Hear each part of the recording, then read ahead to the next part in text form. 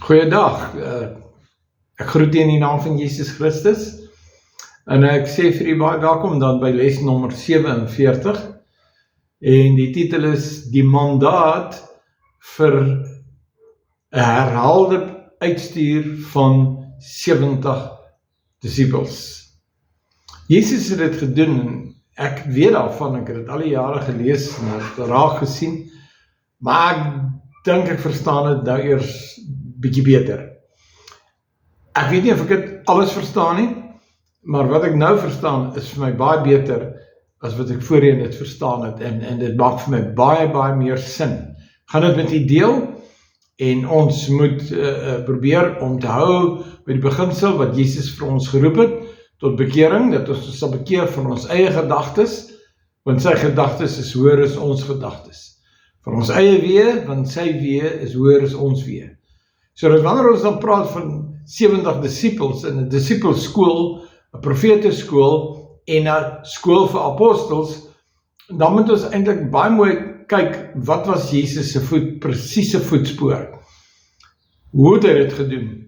En dis die doel van hierdie opleiding, is die doel van hierdie hele sending, om van Suid-Afrika af, regdeur in Afrika, regdeur tot in die uiterstes van die aarde, in elke stam, nasie, volk en taal, hierdie lering neer te sit, sodat die kerk kan terugkeer na dit waarmee Jesus begin het oorspronklik.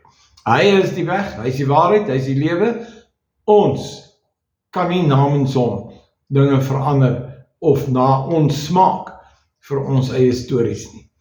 So, kom ons kyk, dan vat ons Lukas 16 vandag en ons gaan kyk, wat sê die woord van God vir ons?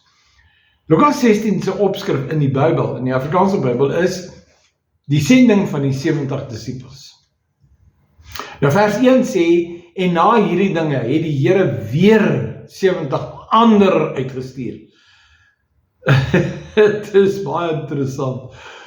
'n Mens lees die Bybel in sekere gedeeltes, het ons al seker 10 keer of 20 keer of 100 keer gelees. Ek weet nie. Ek hou nie tred met hoeveel keer ek sekere gedeeltes al gelees het nie. Ek het 'n vermoede, ek het al die hele Bybel deurgelees en ek het sekerlik baie gedeeltes seker baie keer deurgelees en bekyk. Maar vandag wil ek met u deel soos dit in my hart oopgebreek het nou die dag.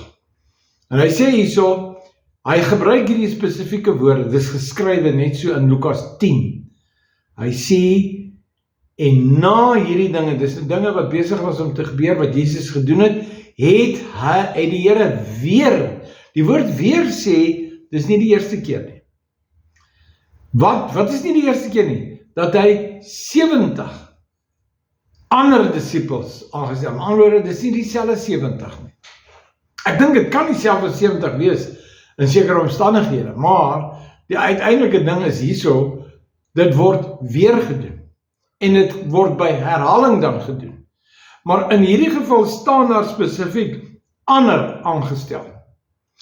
Met ander woorde, daar moet weer en weer 70 disippels opgeleid word. So daar moet 'n skool wees, 'n woordskool, wat spesifiek vir disippels is, vir die 70 disippels, want hulle het 'n funksie, en ons gaan dit nou daarna kyk, en mag die Here ons help dat ons dit mooi sal raak sien, en dat dit vir ons baie duidelik sal wees, hoe en wat hulle moet doen. Nou hy sê, het weer ander aangestel, en hulle 2 voor hom uitgestuur, na elke stad en plek, waar hy sou kom. So, hy het nie na al die plekke toe gegaan nie, maar daar waar hy gegaan het hy verseker eers 70 disippels uitgestuur, en hulle het 'n bepaalde voorbereidingswerk gedoen. En hier gaan ons sien, dit is nie sommer net hier jy se werk wat hulle gedoen het nie, ek gaan dit nou sien, wat het hulle gedoen? En dit is vir my duidelik dat Jesus, wat die Here van die Here is, en wat die kerk is, en begin het, hy het 'n sekere patroon gevolg, hy het 'n sekere weg gevolg, sy weg, sy weë, en dit is wat ons moet leer, dat ons wees sy wees sal wees. Dat ons wees soos 'n verander, dat dit sal wees soos sy weer. Maar dit begin eers by die gedagtes wat moet verander. Vers 2 sê, hy sê toe vir hulle, wat hy nou vir die ander 70 wat hy weer uitstuur, nou, stuur weer 70 uit, dis 'n ander 70, hy sê vir hulle, die oes is wel groot, maar die arbeiders is min. Dis so baie waar. Dis 'n verskriklike groot waarheid. En ek dink ons as gelowiges besef nie wat die behoeftes is daar buite nie. As ons net eers gaan, ek het vandag met 'n broer van my gesels wat vir gesê, as ons net eers gaan en ons kom by die mense, dan hoor ons uit hulle harte hoe lank wag hulle al dat iemand met hulle die evangelie moet kom deel. En ons sit by die huis, of ons is by die werk, of ons is besig met ons eie dinge en ons eie planne en programme. En ons is nie eers bewus dat daar mense is wat verskriklik bid en vra, Here, red ons, Here, help ons, Here, ons is honger, ons is dors, ons soek na meer van U. Dan gaan hulle dalk na hulle kerk toe in aanhalingstekens, ja, dit is nie noodwendig Jesus se kerk nie. En dan kom hulle daar en dan kom hulle ontevrede terug, onvervuld, hulle is nie gevoed nie, hulle is nie bevredig met waarna hulle soek, soos die Heilige Gees in hulle werk nie. So hoor nou mooi, die oes is groot, die arbeiders is min, en ons is daar arbeiders. So, die klag is teen ons, dat ons nie genoeg gaan nie. Halleluja, weet jy wat sy vreugde is dit om te gaan, en dan mense te sien verander voor jou oë, om te hoor en te ervaar, hoe dat hierdie mense, deur die Here bedien word in deur sy gees en deur sy woord, en hoe hulle voor jou oë verander, en dan jy opvolg, disipelwerk doen met hulle. Maar jy sien, dis nie so net van een keer in die huis, en dan word het weg is na volgende huis. Nee, ons moet mooi lees wat daar staan, want ons moet mooi kyk, hoe lyk die voetspoor van Jesus se weg. Nou kom ons kyk bietjie, wat sê hy wel, in vers 2 verder. Die oes is groot, die arbeiders is min, bid dan die Here van die oes, dat hy arbeiders in sy oes uitstuur. Alright. Aan wie behoort hierdie mense? Aan die Here. Wie is die arbeiders? Dis ook die Here se arbeiders. Wie stuur hulle? Die Here stuur hulle. Wat moet ons doen om by die oes uit te kom? Ons moet die Here van die oes bid en vra, stuur ons Here, stuur ons na die regte mense toe, laat ons by die mense kom, wat die Here se alreeds in hulle harte begin trek het en voorberei. En dit is so aangenaam om daar te kom en dan te sien hoe honger die mense is, en dat hulle so begeerte na die Here het. Dit is eintlik baie kosbaar, maar die oes is groot, arbeiders is min, en bid eers voor jy gaan. Vra die Here van die oes, dat hy jou sal stuur na sy spesifieke oes toe. Is wonderlik, ons moet so presies doen wat die Here gedoen het. As ons dit nie doen, gaan ons dalk moeilikheid kry, gaan geteleurgesteld wees, en dit gaan vir ons nie vervullend wees nie.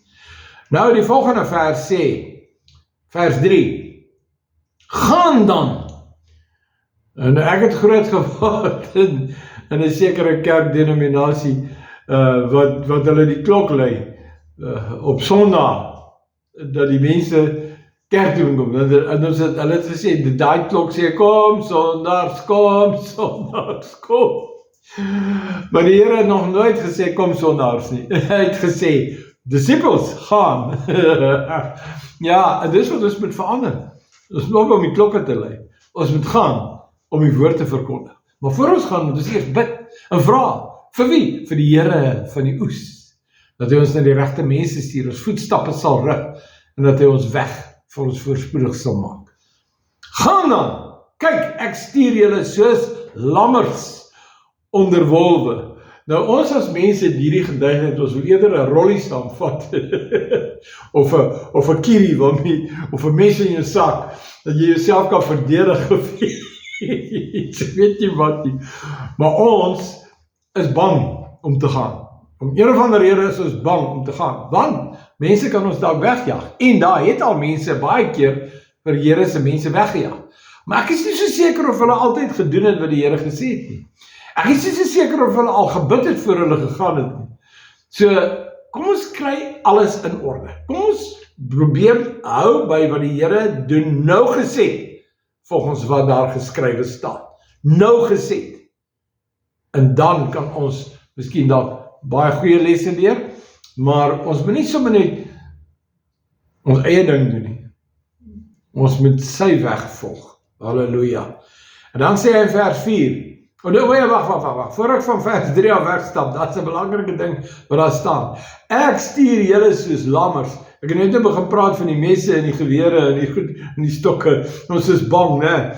Maar weet jy wat? 'n lammertjie, 'n lam, weet nie hoe om te byt nie.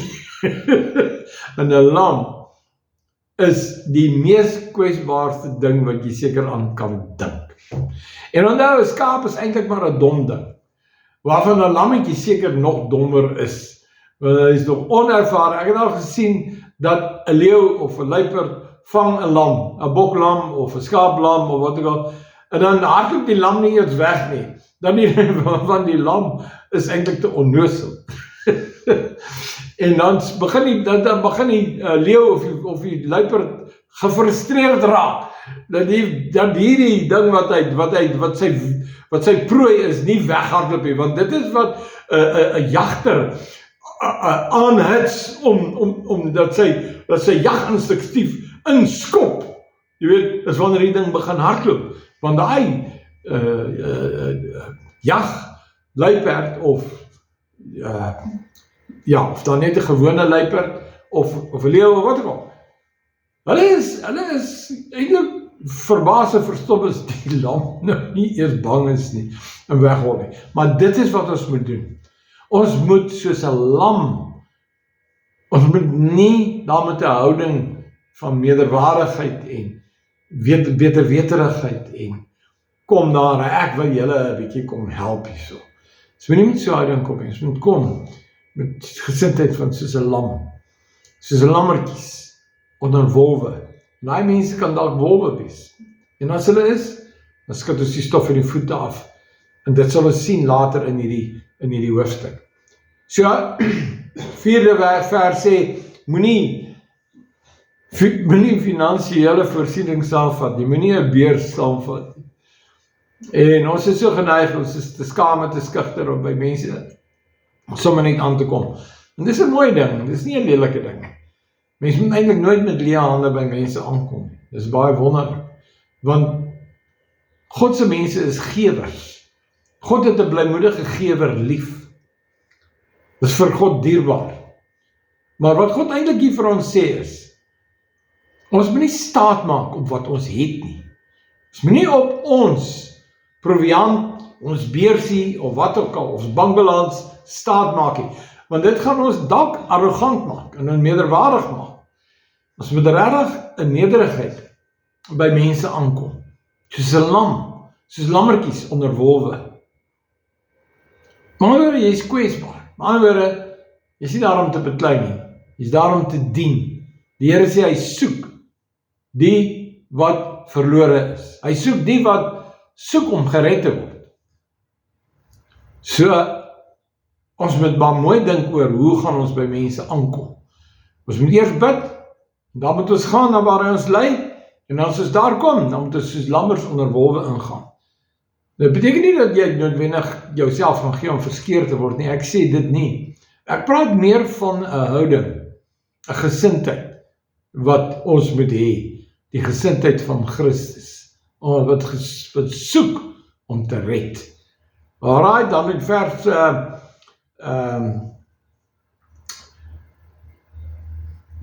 vers 4 is ek nie meer klaar nie, hy sê, of skoene dra nie. Moenie 'n reissak of skoene dra en groet niemand op die pad nie. Nou, elkeen van daai strofes in daai sin beteken iets besonders. Moenie 'n beurs of 'n reissak, so jy gaan nie daar aankom met 'n klomp bagasie en jy so in jouself georganiseerd, en jy soek niks van niemand nie. Die Here wil hê, ons moet afhanklik wees van hom in die eerste plek, en in die tweede plek, dat ons ook afhanklik sal wees van die mense. Want dit is geen groot saak as ons hulle met die geestelike dien, dat hulle ons met die stoffelike sal dien nie. Dis 'n skriftuurlike beginsel. Nou kom ons daar, en ons moet nie staat maak op ons finansies nie, ons moet nie staat maak op ons kleredrag en hoe ons lyk en hoeveel ons saamvat nie, of skoene dra nie. Daai skoene dra praat van jy is gesteel en jy is reg, jy weet, in sulke goede. Dit gaan oor 'n nederige gesindheid, wat jy regtig daar aankom en broos is, jy is broos, jy is, soos Engelsman sal sê, vulnerable, wat is die Afrikaans daarvoor? Ja, broos is eintlik die woord, jy is kwesbaar. Dan sê hy, groet niemand op die pad nie. Wat beteken dit? Beteken dit ons onvriendelik wees en niemand op die pad groet nie? Nee, die beginsel van dit is, wees doelgerig om te gaan na waar jy moet gaan, waar jy moet uitkom. Kom by daai mense uit, die Here het hulle voorberei, hulle wag vir jou. En as jy nou met almal langs die pad kuier en groet en jy weet, jy maak 'n hele lang reis van die ding, dan gaan jy nie by jou doelwitte uitkom nie. En mense kan dalk met jou begin praat, en jy kry mense wat nie kan ophou praat nie. So jy moet baie versigtig wees maar nou gesê met hierdie ding wat die Here sê, sodat jy doelgerig daar kan uitkom betyds en dat jy kan doen wat jy moet doen en dit kan klaar kry. Dit is uiters belangrik. Dan, wat hy ook sê is, vers 5, en in watter huis julle ook mag ingaan, sê eers, vrede vir hierdie huis. Peace unto this house, and this household. So, daai mense wat in daai huis is, as hulle mense van vrede is, en jy sê vrede vir hierdie huis, dan sal hulle dit ontvang, en dit sal hulle op hulle gemak sit, en dit sal vir jou wys, jy is by die regte plek. Maar mense wat nie daai vrede van jou wil hê nie, en dit vir jou wys, dit is vir jou aanleiding, en jy moet kyk na geleentheid om aan te beweeg, en nie daar te bly nie, maar om aan te beweeg, na 'n volgende plek toe. Maar die Here is uitdruklik, hy sê, moenie van huis tot huis tot huis tot huis gaan nie.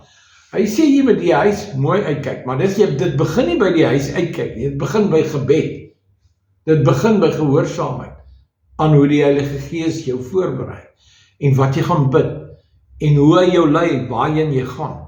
Hierdie goed is uiters belangrik, hoe meer ons na die Here luister, hoe meer ons in die Here wandel, hoe beter kans het ons om suksesvol te wees, om mense by hom uit te kry.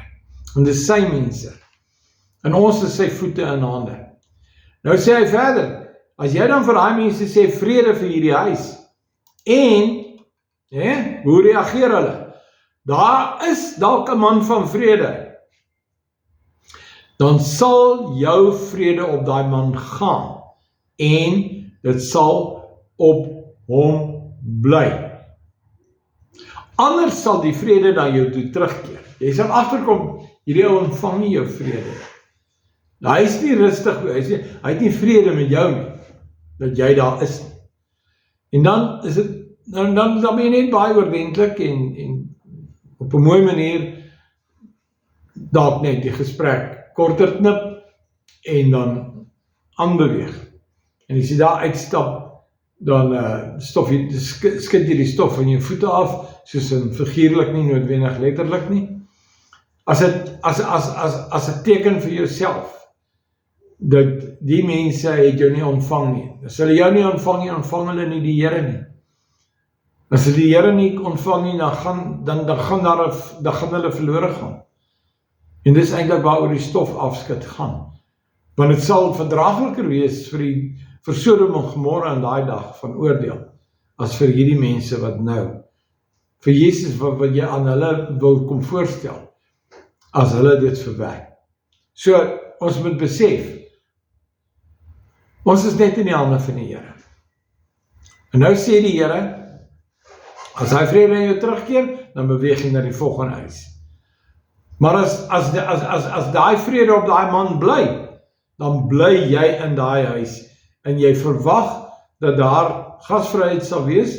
As dat nie is nie, dan kan jy nog steeds aanbeweeg. Maar as hulle jou nooi om daar oor te bly, en hulle wil hê jy moet oornag, en al sulke goede, dan is dit nie verkeerd om dan te bly nie. So, ek gaan nou net tot hier by vers 7 met u praat, ek wil net gou klaarmaak met vers 7, hy sê daar, bly dan in daardie huis, daardie presiese huis, waar jou vrede ontvang word. En eet en drink wat hulle jou voorsit. Geniet dit en wees net liefdevol teenoor hulle. Want die arbeider is sy loon werd. Dit beteken dat hulle vir jou ietsie gee om te eet en 'n slaapplekkie gee, dis die arbeider se loon. En om nou na 'n diergastehuis te gaan, is dalk nie nou die aangewese ding om te doen nie. Maar, as jy jou nie ontvang en sê jy noodwendig na alternatiewe moet kyk, moenie van huis tot huis gaan nie, daar staan dit aan die einde van vers 7. Broers, susters, ek gaan net verder met u op die volgende les, met u uit hierdie Handelinge, wat is dit, ek dink is Lukas 10, ek net geweer kyk, ja, Lukas 10, verder met u gesels. Tot dan, groete.